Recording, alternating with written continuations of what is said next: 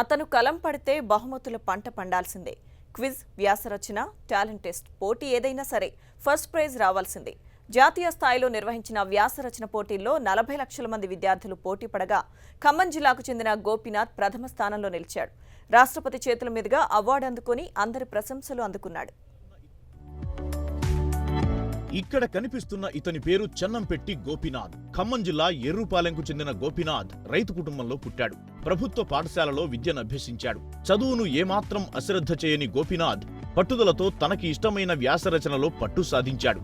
జిల్లాలో ఎక్కడ పోటీలు జరిగినా మొదటి బహుమతి గోపీనాథ్ కు దక్కాల్సిందే. క్విజ్, వ్యాసరచన, టాలెంట్ టెస్ట్ పోటీ ఏదైనా ఫస్ట్ ప్రైజ్ గ్యారంటీ.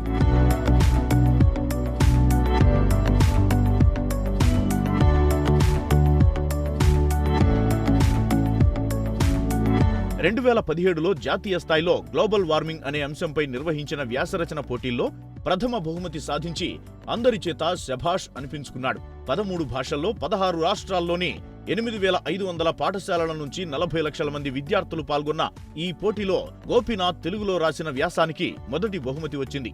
ఈ పోటీలో ఫస్ట్ ప్లేస్ లో నిలిచిన గోపీనాథ్ రాష్ట్రపతి చేతుల మీదుగా అవార్డు అందుకున్నాడు. టాటా బిల్డింగ్ ఇండియా వాళ్ళు కండక్ట్ చేసే ఆల్ ఇండియా స్కూల్ ఎస్ఏ కాంపిటీషన్లో నేషనల్ విన్నర్ అయ్యాను. ఈ కాంపిటీషన్ మొత్తం 13 లాంగ్వేజెస్లో 40 lakhs మెంబర్స్ రాశారు. దీంట్లో తెలుగు ఎడిషన్ నుంచి నేషనల్ విన్నర్ అయ్యాను. నెక్స్ట్ ఈ కాంపిటీషన్లో రాష్ట్రపతి భవన్ మొత్తం చూపించారు. రాష్ట్రపతి మాకు విందు కూడా అక్కడే చేశాము మేము. నెక్స్ట్ ఈ కాంపిటీషన్లో వాళ్ళ ఎక్స్పెండిచర్స్ కానీ మొత్తం వాళ్ళే చూసుకున్నారు. నేను రాసిన టాపిక్ గ్లోబల్ వార్మింగ్ ఇప్పుడున్న ప్రజెంట్ బర్నింగ్ ఇష్యూ అది. దాని మీద వాళ్ళు ఎంతగానో ఎవాల్యుయేషన్ చేశారు. ఇది చాలా పెద్ద ప్రాసెస్, 2 years పట్టింది ఈ ఎవాల్యుయేషన్ ప్రాసెస్. పోలీస్ అమరవీరుల దినోత్సవంపై మండల స్థాయిలో నిర్వహించిన వ్యాసరచన పోటీల్లో ప్రథమ బహుమతి సాధించి జిల్లా, రాష్ట్ర స్థాయిలో ప్రతిభ చాటడంతో జాతీయ స్థాయికి ఎంపికయ్యాడు గోపీనాథ్. తమ కుమారుడు జాతీయ స్థాయిలో అవార్డు అందుకోవడం పట్ల గోపీనాథ్ తల్లిదండ్రులు హర్షం వ్యక్తం చేస్తున్నారు.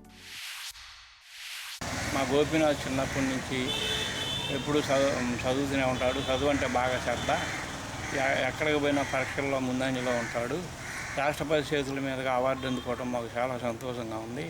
మా గోపీనాథ్కి చదువు అంటే చాలా ఇష్టం. గ్రామీణ ప్రాంతం నుంచి వచ్చిన విద్యార్థి జాతీయ స్థాయిలో ప్రతిభ కనబరచడం గర్వంగా ఉందని ఉపాధ్యాయులు సంతోషం వ్యక్తం చేశారు.